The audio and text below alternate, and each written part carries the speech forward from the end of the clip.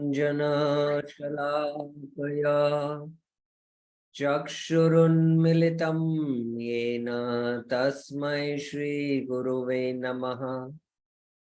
श्रीचैतन्यमनोभीष्टं स्थापितं येन भूतले स्वयं रूप कदा मह्यं ददाति स्वपदान्तिकं।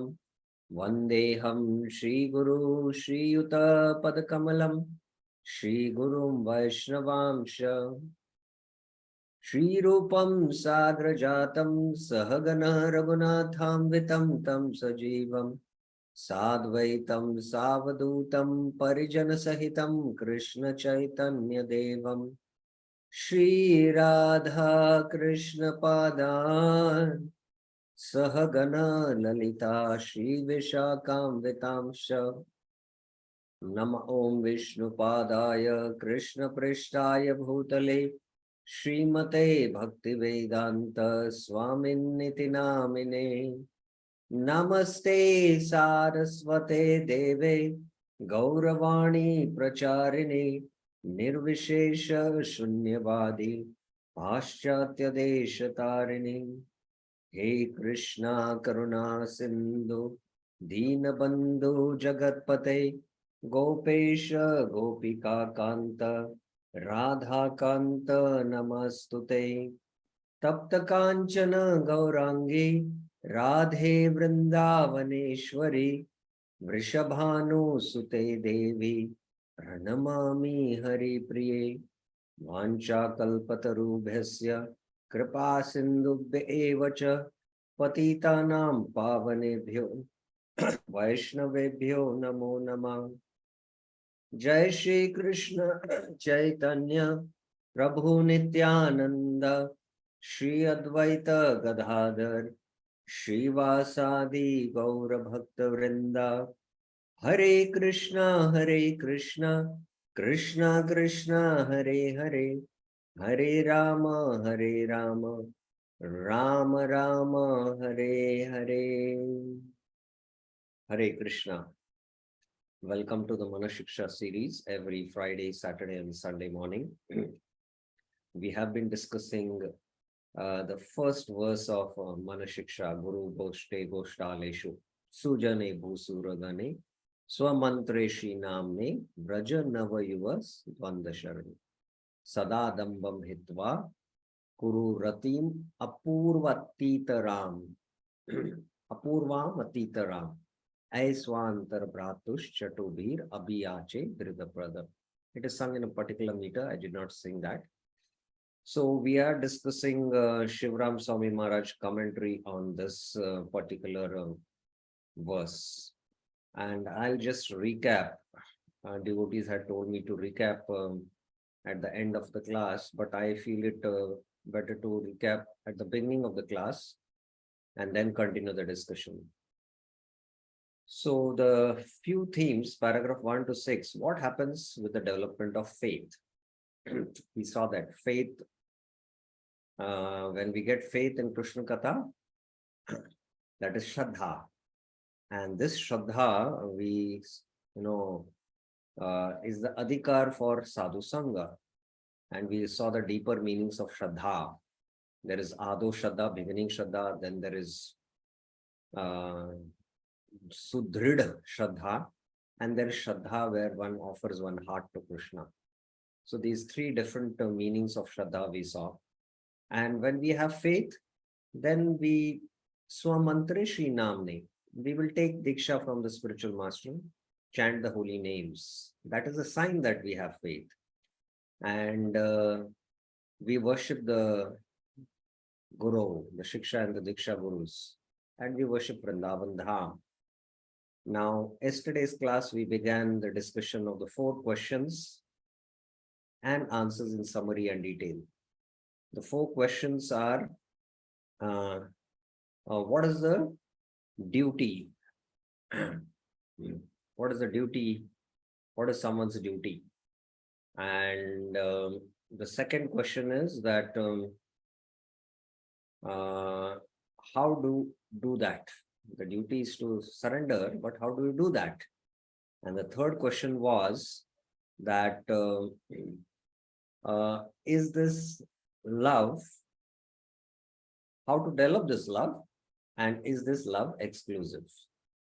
So this is the theme we have been discussing based on these four questions. And we have to develop love for not only Radha and Krishna, but everything related to them. The spiritual masters, Vrindavan Dham, the Vaishnavas, Uttamadhikari, Madhyamadhikari, Kanishadhikaris, and love for chanting, love for the chanting the Gayatri Mantra, and love for Radha and Krishna. They are non-different. And this concept is called as Tadiya Upasana. And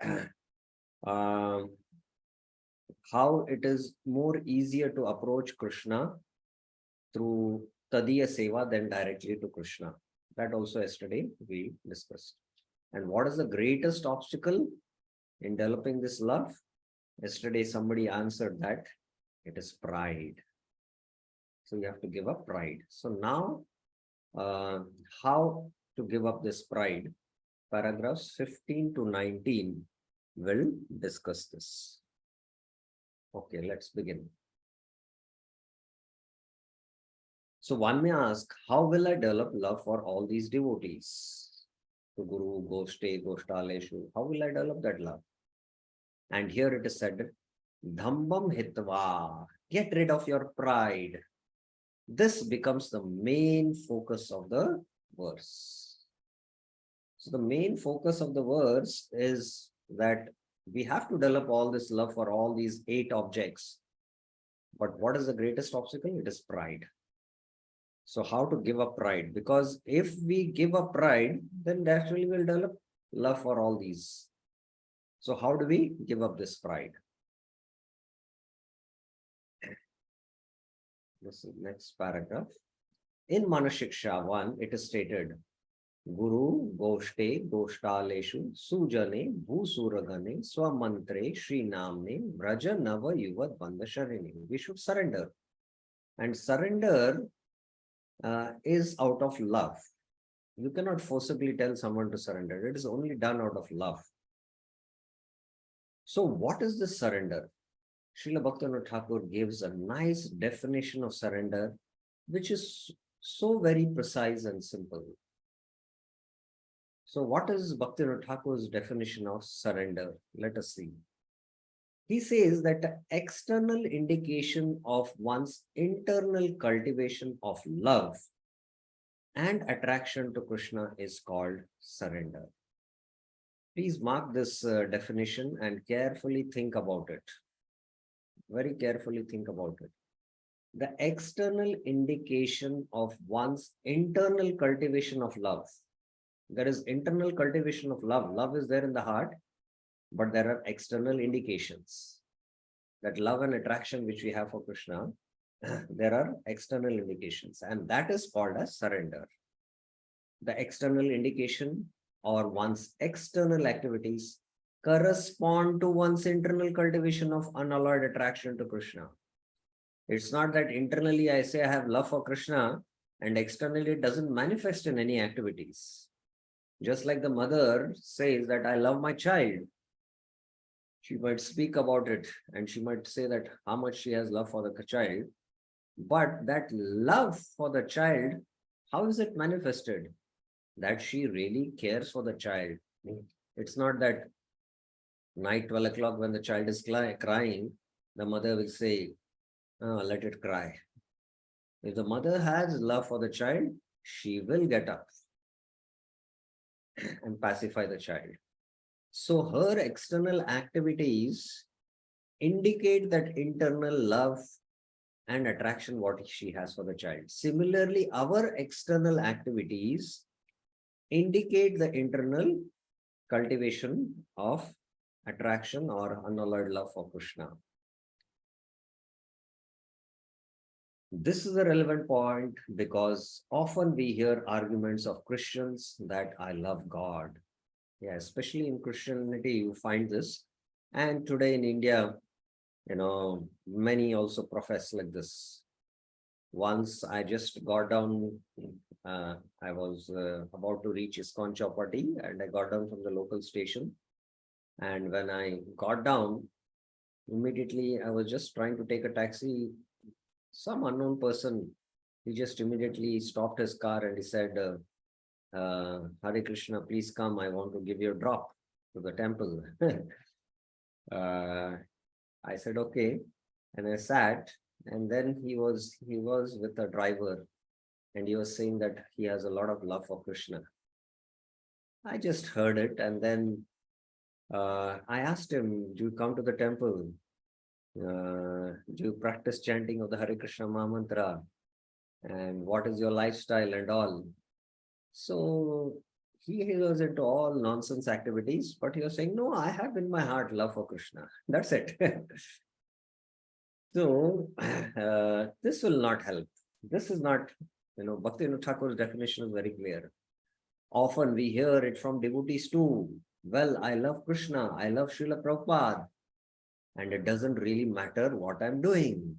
The important thing is what's inside. So this is, some concocted philosophy they come out with. But here Bhaktivinoda Thakur says something different. Paragraph 17, this is.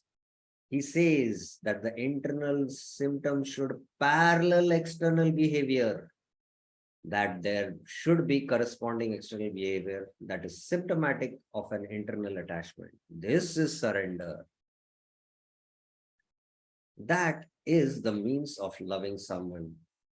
If we do not have the means, then how can we possibly have the end? So you say, I have love for Krishna, and the means is that activity, the mother serving the child, and ultimately the goal is having a loving reciprocation with the child. So if you just mention about the internal symptoms and not the external activities, then there is no means and there is no end. Therefore, there cannot be a disparity between a devotee's external behavior and their internal advancement. For instance, we might meet a Christian who has a cigarette in one hand and a hamburger in the other and says, I love Jesus. But by what activity is that person displaying that love? Someone might make a subjective statement that cannot be argued, such as, I know because I love him. So this is a very subjective statement. Don't see my external activities. It's my subjective statement. I know that I have love for him. It is a subjective experience, a subjective feeling they are referring to, which is obviously beyond the range of anyone else. So it appears we cannot argue the point because it's one's own subjective experience.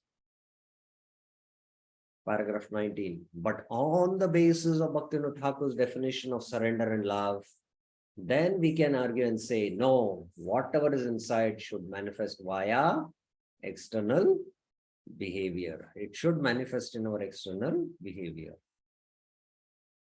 There should be external symptoms that evidence one's surrender.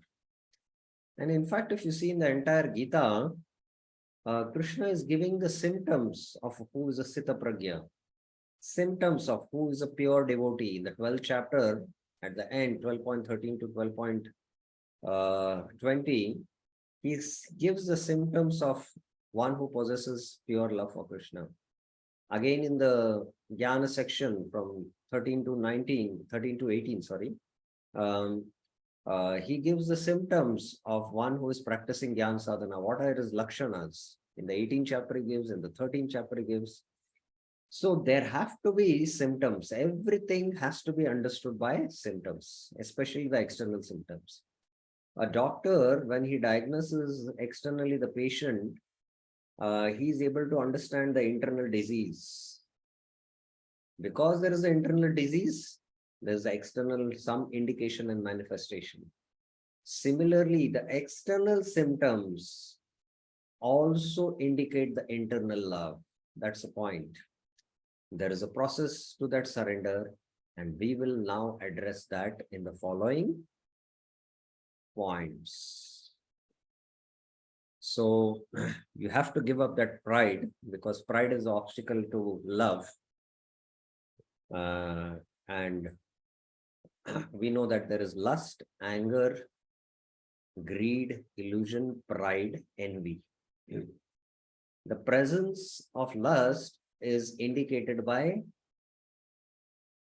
what is the indication to know? What is the external symptom to know that there is internal lust? Who will answer this?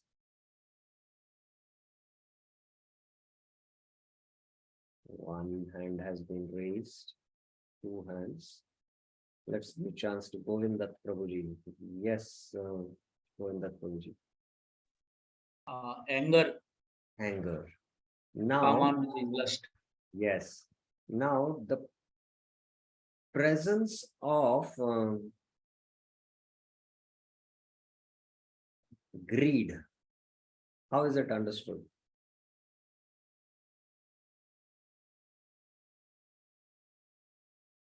Govindat, you only have to answer this. Greed means envy. By envy. Okay. Anyone else? How do we understand the presence of greed?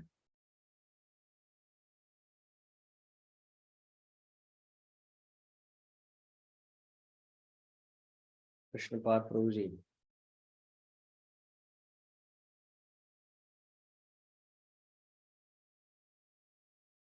Response. Govindat Prabhuji. What do you feel? Presence of greed. Actually, it is illusion. One can be in so much illusion that he might cheat his own relatives, his own family members, because of greed.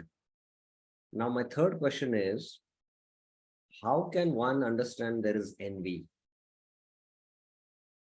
How can one understand that there is envy in the heart?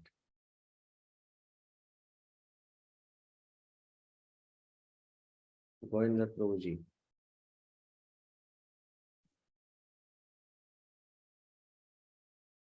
What do you feel?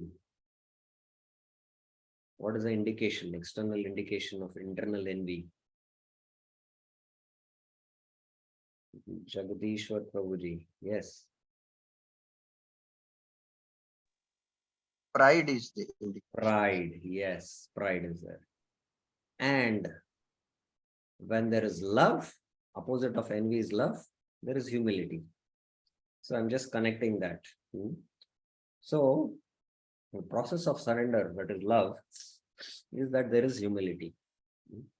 Now paragraphs 20 to 25, surrender means love for Sri Radha and Krishna. This is the main theme now, because ultimately we have to give up pride and surrender and develop love for Sri Radha Krishna.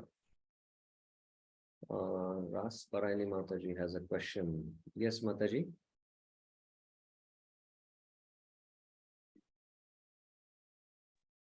Hare Krishna Prabhuji. Then my question is, when the external manifestation of the attraction to Krishna is there, can it not overlap with the Bahya Pantha, where it can, which is not real? I mean. Oh, very, very interesting question. When there are only external activities, manifestations, and can it not be the Bahya Pantha, which we discussed in the initial classes, how it got corrupted and degraded, where there were only external activities, but there was no internal symptoms. Yes, there can be that you might externally show off those activities, but internally you might not have. But the thing is that how long you are going to imitate the external activities, and you cannot cheat. You might cheat others, but you cannot cheat Krishna. That's why just we cannot go by the external symptoms also. When one carefully introspects carefully examines someone, sees someone's acharan, his behavior, not only external behavior, but uh, uh, when he's, he's alone. That's why they said, that character means uh, to judge a person when no one is seeing him. So if we observe over a period of time, then we can understand that, oh, he must be faking. So one who's an expert, who already has love, he can easily judge. That's why we need experts. Just like, to give a simple example, any expert in any field, take a mechanic. Moment he ons the engine, there is external some kind of a noise. Immediately he can detect internally where, in which part there is problem, and immediately he'll rectify it. So why? Because he is thorough with the machine. He is well trained in the machine. So when you're expert in a particular field, then this discrepancy is taken care. You cannot cheat for a long time. And we can, by observation, not only the external, slowly the internal also gets revealed. That's my understanding. Is it clear, Mataji?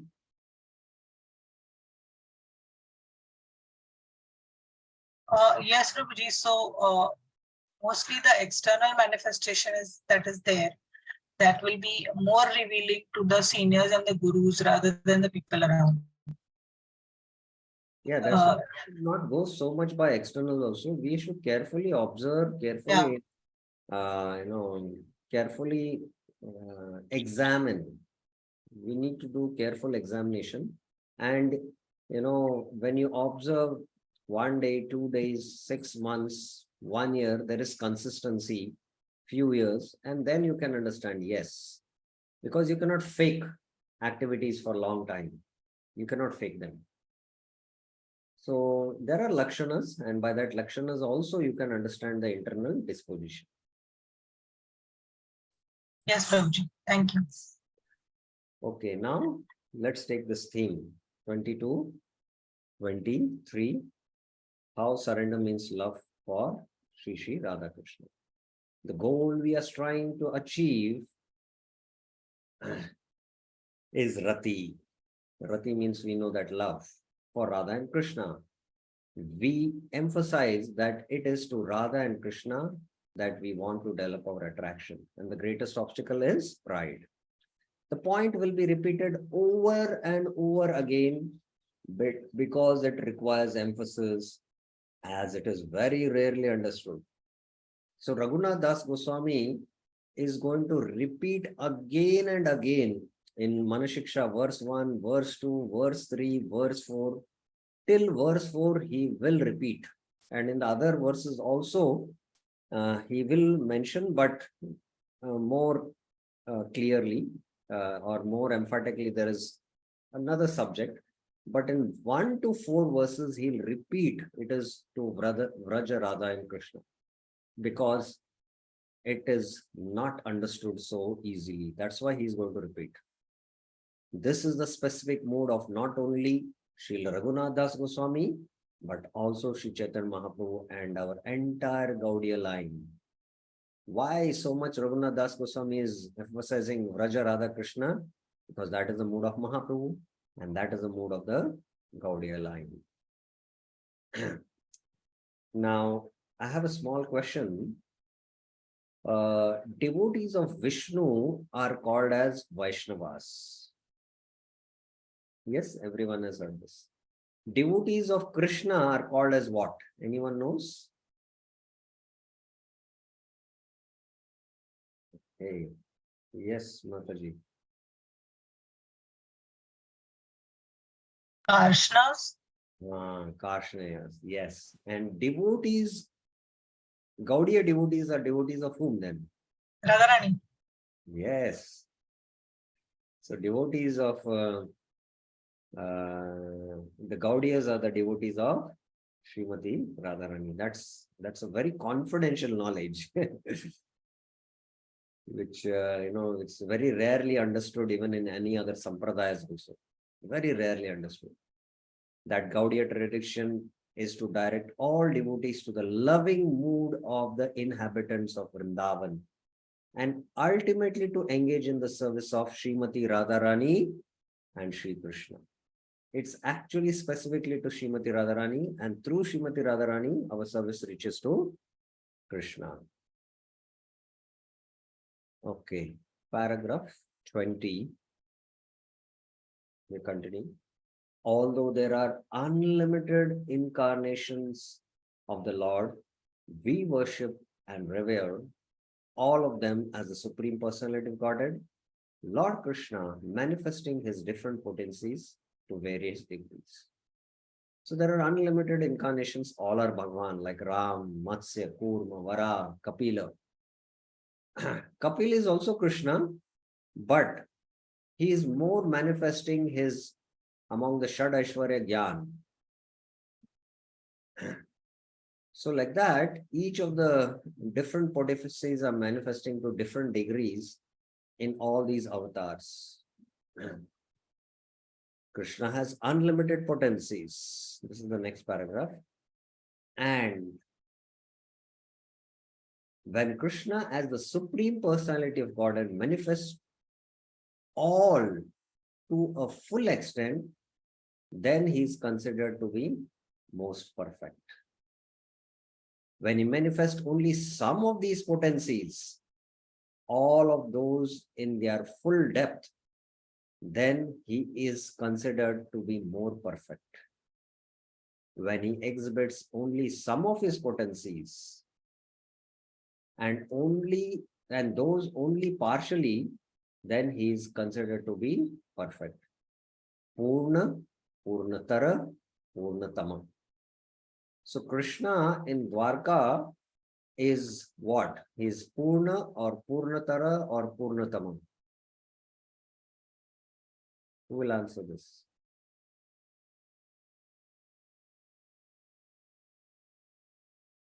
Krishna in Dwarka is what? Most perfect, that is Purnatama, more perfect, Purnatara, or perfect, Purna. Who will answer this? Okay. 3 hands have been raised. So let me see all of them who have raised. Okay, Jagdishwar Prabhuji. It's a Purna. In Dwarka. Hmm. Yes, Sutapa Prabhu has raised his hand. Yes.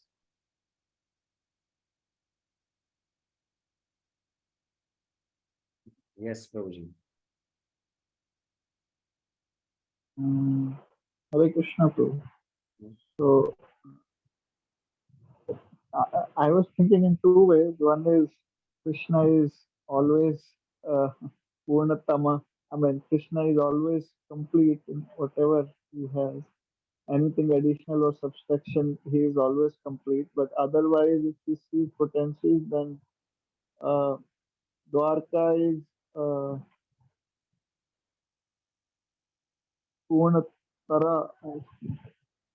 Yes. In Dwarka, he is Purnatara. In Dwarka and Mathura, he is Purnatara. And in Vrindavan, he is Purnatama. Manifest fully because he is Avatari. And even the Dwarka is an expansion of Krishna, where there is more Aishwarya feature there. So in the other forms of the Lord, he is Purna.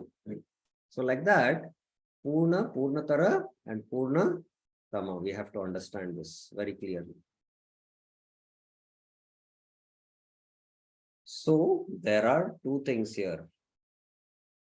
One is the extent of Lord Krishna's potencies, the quantitative extent, and also the depth of these potencies. Combining the extent and depth, we have a permutations of 4. 2 raised to 2, it is 4. All these other incarnations, avatars, guna avatars, leela avatars, manvantar avatars, they all fall into these other 3 categories. So there is Krishna in the center, and then he first extends into Vasudeva, Sankarshan, Aniruddha, and Pradyumna. So Krishna is Purnatama, and then there are in Dwarka and Mathura he is Purnatara, and then the other incarnations like Sankarshan, Aniruddha, they are Purna. So like that, and all the avatars from there onwards, they're all, exhibiting different degrees of potencies. And it is the Supreme Personality of Godhead, Sri Krishna, Krishnastu Bhagavan Swayam, who manifests all of these potencies to an unlimited degree. He is the original person, and it is He who we are worshipping. So we have to have this clear understanding. In the Sanatana Shiksha, Bhagavan Sambandha, Bhakti Abhidaya, Prema Prayojan. After Mahaprabhu teaches this to Sanatana Goswami, then Bhagavan, he starts analyzing. There are different avatars. There is the Swayam Bhagavan, Ekatma, and Avesh. And then he goes on into Swayam Bhagavan. In Swayam Bhagavan, there is Prabha Prakash, Vaibhav Prakash. In Tad Ekmatma, there is Vilas, and I'm not able to recollect Vilas and Vaibhav. And then again he divides. Then there are Guna avatars, Manvantar avatars, Shaktavesh avatars, Leela avatars, Yuga avatars, all that. But ultimately, Mahaprabhu concludes that Swayam Bhagavan is Sri Krishna in Gopavesh. Whereas the Dwarka Krishna, he is not in Gopavesh, he is in Rajvesh. So ultimately, Mahaprabhu establishes the point that ultimately we have to have attraction to develop someone to Swayam Bhagavan, Sri Krishna. Sarup Damodar Goswami describes that originally Lord Krishna is one, and he has eternally separated himself into 2. That is Shakti and Shaktiman, the potencies of the Lord and the supreme potent. So there are potencies and there are potent. Potent is the Shakti, Man, and potencies of the Shaktis, and they are non-different. With our limited perception, we see these things as happening in time, but there is no question of time. It is an eternal activity. So these potencies and potents, they eternally exist. So many times, sometimes devotees ask question that Radha and Krishna was one, and then from Krishna's heart, Vambhag, Srimati Radharani manifested. And later on, in the incarnation of Mahaprabhu, the 2 again became one in the form of Mahaprabhu. So when did this happen? There's no question of when, because it is eternal. The absolute, therefore, is both male and female, or masculine and feminine. The masculine is the energetic, and the feminine is the supreme energy. There's Shaktiman and Shakti. Purush. Purusha means energy. He's the enjoyer. Purusha means like. And therefore, the perfect worship or the complete worship of the absolute truth is manifest through the worship of Radha and Krishna. So we are, not polytheistic, worshipping many gods. We are monotheistic. We worship one God, who is Bhagavan. But specifically in the Gaudiya tradition, we are bi-monotheistic. We worship Radha and Krishna together. It is developing attachment to Radha and Krishna, which is the ultimate realization, the highest goal of life, and the specific gift of Shri Chaitanya Mahaprabhu. So this is the specific gift Chaitanya Mahaprabhu has come to give. Remember the theme which we are discussing, giving up pride, but we might think, array, pride, but well, this discussion is heading up towards. Now, pride opposite we saw is humility, or pride is because of envy, and we have to develop love. And love for whom? Love for Radha and Krishna. Krishnastu Bhagwan Swayam. So we have to develop love for this Radha Krishna. Now there is another theme which Maharaj brings out, that this love is a sort of redeveloping that love for Radha and Krishna. So this is a theme from paragraphs 24 to 26. But up till now, if you have any questions regarding the previous theme, what we have discussed, you can take up. Any questions, any clarifications?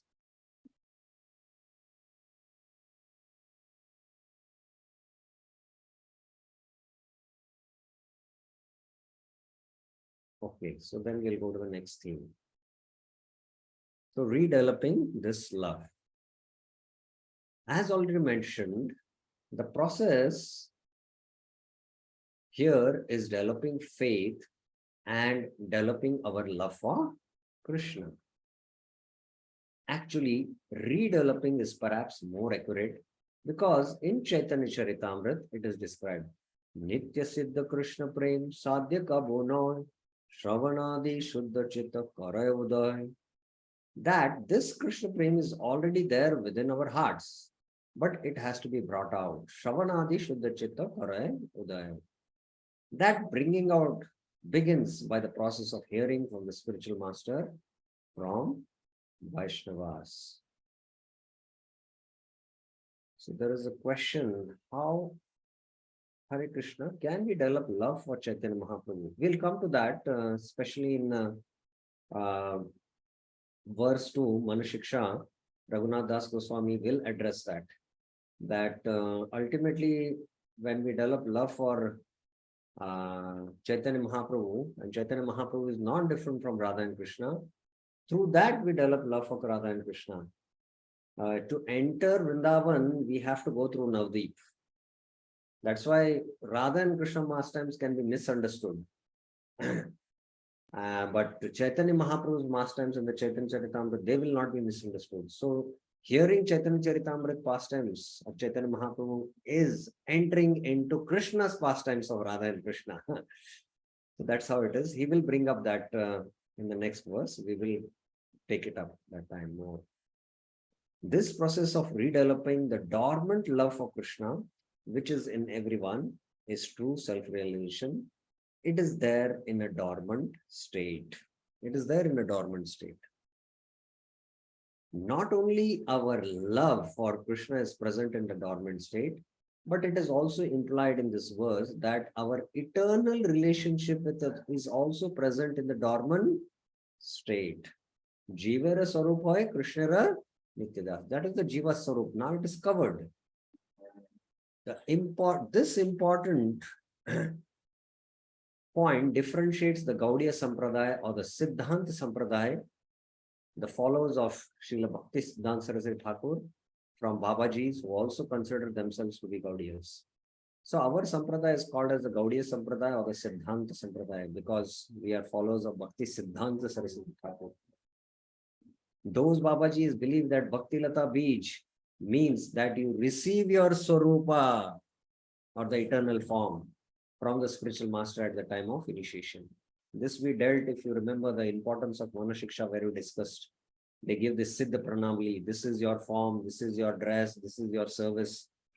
We are not even free from the bodily conscious of life, and how will we meditate on all this? So these are, some of the upper sampradayas which are prominent here in Vrindavan. We do not accept that. We understand from the explanations from both Chaitanya Charitamrita and Srila Prabhupada what Bhakti Lata Bij is. So what is the Bhakti Lata Bij? Prabhupada explains or gives the definition in his Chaitanya Charitamrita Rup Shiksha, and Maharaj is quoting, it is knowledge, the process by which one advances in Krishna consciousness and the eternal identity of the living entity that is already present in the seed form. It is there in the seed form. It is the knowledge and the process by which we advance in Krishna consciousness. That constitutes the Bhakti Lata Beach. Paragraph 26. Srila Rupa Goswami also states in Bhakti Rasamrita Sindhu, Nitya Siddhasya Bhavasya. He says, Priti Sadhyat Bhave Sadhya Sasadana Abhida Nitya Siddhasya Bhavasya Prakatyam Priti Sadhyata. That Stahi Bhav is already there, but it is covered. It is covered. But by the process of devotional service, the Stahi Bhav will manifest. And this will manifest, our Swarupa will be manifest at the stage of Bhava. Because that's Bhava stage, our Stahi Bhav, our Rasa with Krishna is revealed, whether it is Dasya, Sakya, Vatsalya or Madhurya. The cultivation begins with Raganuga Bhakti to acquire that mood of the Ragatmika Bhaktas, but it is revealed at the stage of Bhava. So we have to redevelop something which is within us. The questions are, if something is already in us, why do we not feel it? What is the problem? What is actually separating us? Srila Bhaktivinoda Thakur explains that the problem is due to the influence of the illusory energy of the Lord. It is because of the avidya potency, which herein is being personified by this word Damba. And we have, by the force of illusion, fallen into this material world. So I did not draw in the form of a graph. The soul is there and the soul is covered by avidya. And this avidya is a false identity which is given. Asmita, asmita. Asmita means asmi. Asmi means I am this body, or I am the enjoyer in this world. So because of this false ego, there is this, again, false ego is because of avidya. The root cause is avidya, because of the Vairanga Shakti of the Lord. And this false ego is what manifests in the form of lust, anger, greed, illusion, pride, and envy. And the subtlest is pride. So that's how you can see the flow. That there is love and it is covered by Maya and it is personified by the word, by this word Damba. Damba, pride.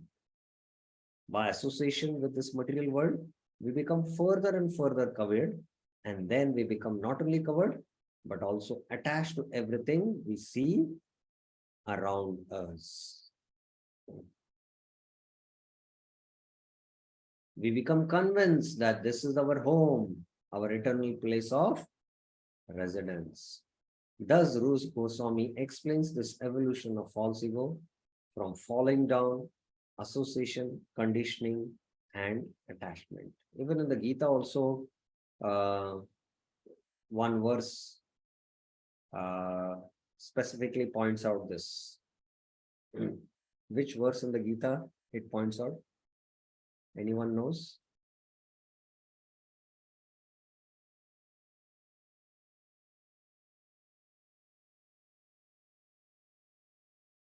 At least two verses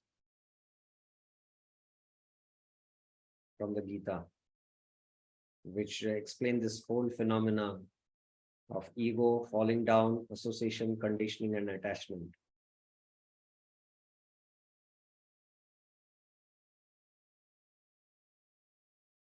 One hand has been raised. Okay, Rasparani Mataji. Yes. Prabhuji, ahankara vimadatma kartaham iti manyat. Prakriti kriyamanani gunna. Prakriti kriyamanani. Ahankariti हमने गुन्ना प्रकृति no prakriti Ahankara vimadatma kartaham iti manyat. karta means. Okay, yeah, there is that ahankar because of ahankar, but the whole logical steps are given. Which is the verse? which explains all those steps. Govinda Prabhuji. Yes. Govinda Prabhuji, yes. ध्यायतो विषयान् पुंसान् संगस्तेषु उपजायते संगात् संजायते काम कामात् क्रोधो विजायते क्रोधात् भवति सम्मोहः सम्मोहात् बुद्धिभ्रंश Buddhi बुद्धिभ्रंशात् प्रणश्यति. Yeah. Dhyayato Vishayan Pumsan Sangasteshu Pajayate. Sangat Sanjayate Kama, Kamat Krodha Vijayate. Krodhat Bhavati Sammoha, Sammohat Smriti Bhamsha. Smriti Bhamshat Buddhi Nasho, Buddhi Nashat Pranashati. So there is one sequence given of Dhyayato Vishayan Pumsan. And another verse which we can think of is Ichchadvesha Samuthena Dvandamohena Bharata Sarvabhutanam Sammoha Sarge Anti Parantapa. So Rup Goswami, where he has mentioned, I'm also really not aware about the evolution of false ego from falling down, association, conditioning, and attachment. I'll have to find this reference. But definitely in the Gita, these verses are there. But it is described by Lord Kapil Dev in the third canto that this attachment we have for association of home, family, friends, community, wife, and children, that same attachment, when applied to the associates of the Lord, to the association of Vaishnavas, can be the source of our elevation. That Kapil Shiksha, it is there, very famous verses are there. Attachment becomes the source of our conditioning and bondage in the material world. But when focused on the devotees, it becomes the means by which we can leave this material world. Okay, paragraphs 27 to 36. Spiritual attachment by sadhana bhakti. So now the whole still pride is because we get because of avidya and we become attached to material world. Now the solution is become attached to devotees and Vaishnavas and develop spiritual attachment. How? By sadhana bhakti. So that is the theme now from 27 to 36. So what is really required is to spiritualize our attachment. And the process of sadhana bhakti is meant to do just that. Srila Prabhupada uses this word all the time, dovetailing. It means dovetailing one's particular attachment. So you have to dovetail our attachment. When we analyze the different types of devotees that we have discussed here, we see, for instance, Bhusuragane, which refers to Varnashrama, Brahmanas. So the entire process from Varnashram to the transcendental position of a Shuddha Bhakta is meant to draw out our attachment, redirect it in such a way that it does not bind us and cover us, but rather purifies us and ultimately unearths the real love of Krishna, which is present in our hearts. Therefore, Srila Prabhupada placed so much emphasis on saying that he established this international society for Krishna consciousness for the purpose of association. Because by such association, one can actually practice sadhana bhakti. So Srila Prabhupada emphasizes, especially in the Updeshamrit, Dadati prati granati guhyam makhyachit prachyati bhunte bhaujate chaiva Shadvidam Preeti Lakshanam. So there also that word has come, Preeti, love. So we have love for the Lord. How will you come to know? By the external activities that we are dadati pratigranati, we are doing. We are preaching. That also is an act of love. Madhyamadhikari can preach. Guhyam Makyati Prachiti, we are discussing Matchitta Matgata Prana with devotees. And bhunte bhojate chaiva. We don't, only eat take prasadam for ourselves. We also distribute prasad.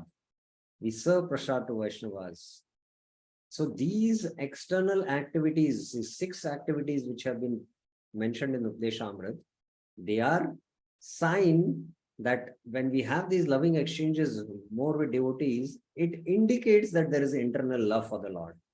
And there in that purport, Prabhupada mentioned that the International Society for Krishna Consciousness has been established just so that people, devotees can have loving exchanges in the association, so that we can avoid material association and have devotee association. So it's very, very important. And only in the association of devotees we can practice bhakti. Otherwise, it is very difficult. In fact, Srila Prabhupada points out in Srimad Bhagavatam that one is living in hallucination if he thinks that outside the association of devotees, he can practice devotional service.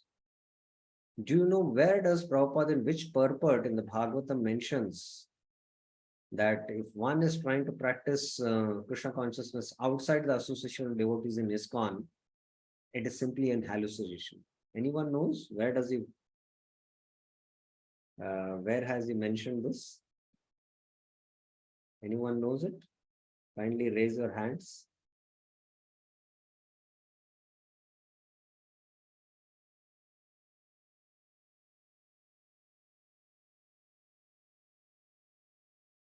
Who knows?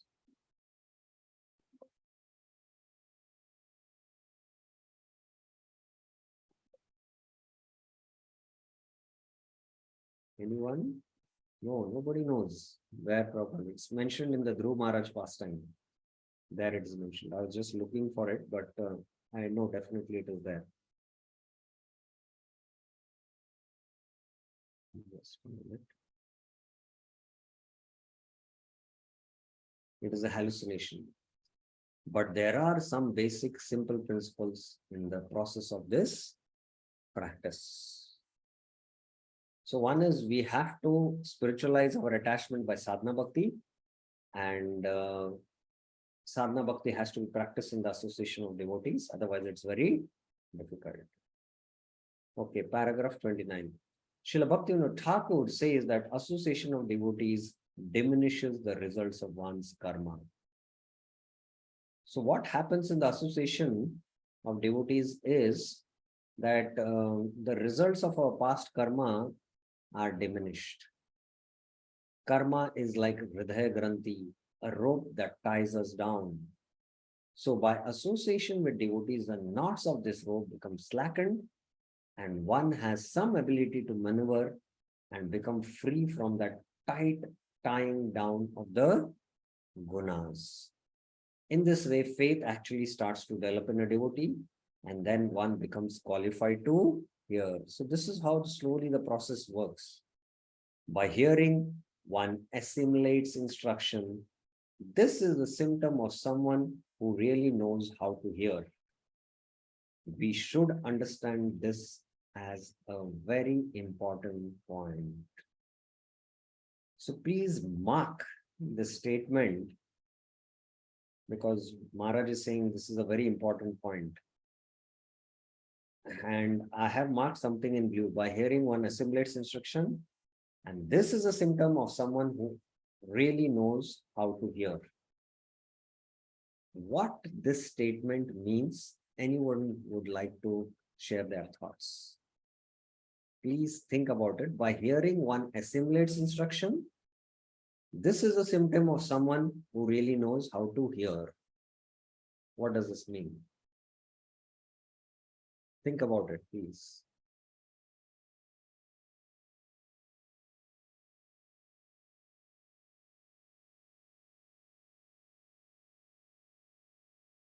Anyone would like to share something? What they understood from the statement of Maharaj?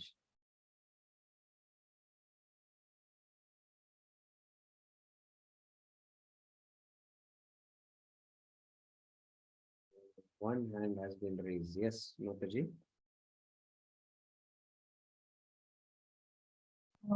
Prabhuji, by hearing, so when we start hearing the spiritual discourses or any, initially the hearing is very external, and even if we hear, it is more of a feel good factor. But eventually, when we keep on hearing, we actually take the instructions and try to apply them in our life for our transformation. And when we come to the point of that, then probably that is the meaning that this is a symptom of one who really knows how to hear, because there are stages in hearing. Once we initially hear, it is just feel good. What are the stages in hearing? Like, this is what I feel. First, when we come, we feel very nice. I got your point. I got your point. What are the different stages in hearing? So that is first stage. Second stage is when we hear and we see the people around us. I mean, we say, when we hear of pride, when we hear of this, so we feel that, okay, this is applicable to this person, that person, so we see the people around us having those qualities and we feel that we are good. And then the point comes in hearing when we feel that, okay, the pride, the whatever, all these things are there in me, and I need to come out of that, and the instructions are given so that I transform myself. So when this point comes, then actually then we have assimilated the instructions of the Guru, and we are working on transforming in our life.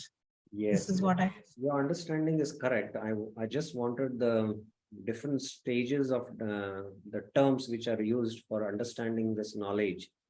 I don't remember, Prabhuji. Yeah, you got it right. You got it right. Jagdishwar Prabhuji, yes. Let us hear what Jagdishwar Prabhu has to say. You were quite correct about it, definitely. Yes, Jagdishwar Prabhuji. This is Prabhuji, this is Sravana Dasa, Varana Dasa, Smarana Dasa. This is there and also in the nectar of instruction, the stages of hearing is good. That is in a little different context. That is a little in different context.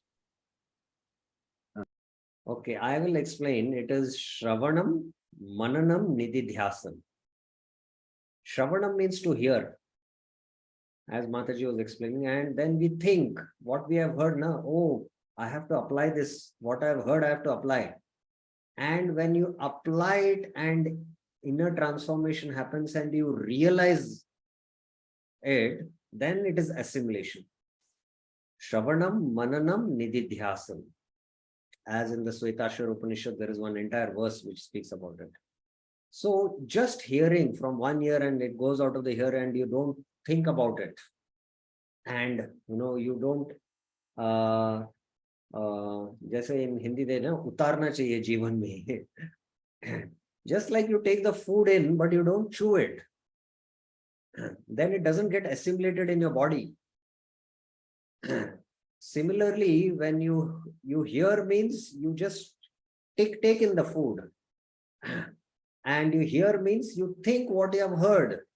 That means you chew the food in the mouth, and when the food goes down, then it gets assimilated and it transforms into energy. Similarly, when you think about it and then you start applying those instructions to yourself, that means you have started assimilating what you have heard.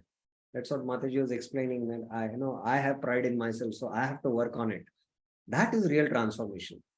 So our hearing means it has to go through the stages of hearing, contemplation, and assimilation. Shravanam, Mananam, Nididhyasam. Or the Patanjali Sutra mentions Aditi, Bodha, Achara, Prachara. Aditi means to hear, Bodha means to Manan. Manan means to have an intellectual insight. Bodha comes from the word Buddhi. And then Acharan. Then you have to put it in your practice. And then Prachara. So this is a very important point Maharaj is explaining, that what does hearing mean? Hearing is not just listening to something and then writing it down. There must be a consequence to that hearing. Krishna says to Arjuna, Iti te jnanamakhyatam guyat guyataram maya vimshayate dasheshena yatichasi tata kuru. Thus I have explained you the knowledge still more confidential. Guyat guyataram maya. Akhyatam, I have explained. Deliberate on this fully. Vimshayati. So contemplation. See, after you've heard and you contemplate in the mind, then the mind will act on those instructions. And then you do what you wish to do. So here there is Shravanam, Mananam, and the action is Nididhyasan. That's the point here. Next paragraph. I'll take this one more paragraph and finish. Then he says, Mam Ekam Sharanam Braja. Surrender to me. This is the consequence of hearing Bhagavad Gita, surrender to Krishna. So we are hearing Bhagavad Gita, but we have come to this point of Shravanam, Mananam, Nidya, assimilating and come to the point of surrender. That's the most important point. Therefore, one has to be able to assimilate an instruction. I understand an instruction and practically put it into practice in my own sadhana bhakti, in my own devotional life.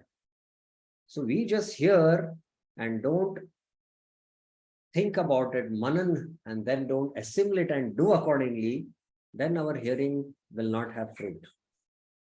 So we have to assimilate the instruction. I have to understand the instruction, that is manana, and practically do actions, practically put that into practice.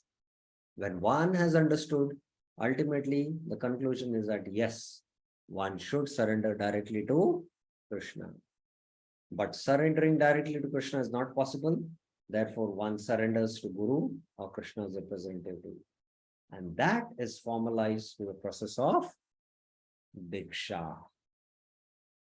So I hope up till now, our discussion and the flow thought is very clear in Maharaj lecture. Any questions you have, I'll take up and then stop for today. Tomorrow we'll continue and try to finish this commentary of Shivram Swami Maharaj. Hopefully, yeah, tomorrow we should complete. Yes, Satyavrata Chaitanya Prabhuji. You have two IDs. I don't know how. Prabhu, one, I'm not able to, audio is not clear, so that's why. Prabhu, just can you explain, Prabhu, that hearing your 3 stages of turn, that Bodha and Acharan? Yes. Can So, you? in the Patanjali Yoga Sutras, there are 4 levels of education mentioned, knowledge. Aditi means to study or to hear. Bodha means to have an intellectual insight. From there, the word buddhi comes. That when you hear, you have to sit back and reflect. What I've heard, have I understood it? If you just keep on reading, by the time you read the next page, you have forgotten what is in the previous page, then you have not done contemplation, bodha. So just like, when you put in food inside your mouth, you should not put the next morsel. You need to chew. That is mananam. Chewing the cud, they say, the cows, they have 2 stomachs. So they they take in the grass and then they take it out and keep on chewing on it. So what you have heard, even if one page you have heard, you contemplate a long time on what you have heard and have understood it and get a clear understanding of it. That is bodha, second level. And when you have understood it, now, okay, then this is what it is saying. So I have to put it in practice. That is achara or nididhyasan. Nididhyasan is a deep realization of what is being spoken, and then you put it in practice. That is nididhyasan. Here are the 4 stages, then the prachar is there. So without acharan, prachar will not work. So that's why sometimes devotees, all those ways, so much preach, but if it is not there in their acharan, it will not have effect. So that's why these 4 stages are being mentioned. I hope it is clear.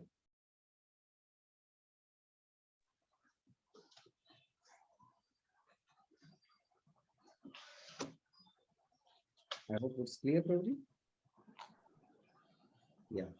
Okay. Any other questions anyone has up till now? Okay, so we'll meet tomorrow and continue the purport. Still, we have not covered, giving up pride. Pride is the greatest obstacle. And pride is there because of avidya. And this love is there in the dormant form. And by Shravanadi, Jal, it manifests. Nitya Siddha Krishna Prem, Kabus of the Nath. And because of this avidya, we have attachments which bind us. But now we have to spiritualize that attachment through sadhana bhakti. Sadhana bhakti means hearing. Hearing, and hearing means to assimilate. And ultimately assimilate the ultimate instruction of Gita, that is to surrender, so that we can develop it love. So further we'll continue our discussion tomorrow. Thank you very much. Srila Prabhupada ki jai. Srila Raghunath Das Goswami ki jai. Shri Manah Shiksha ki jai. Hare Krishna.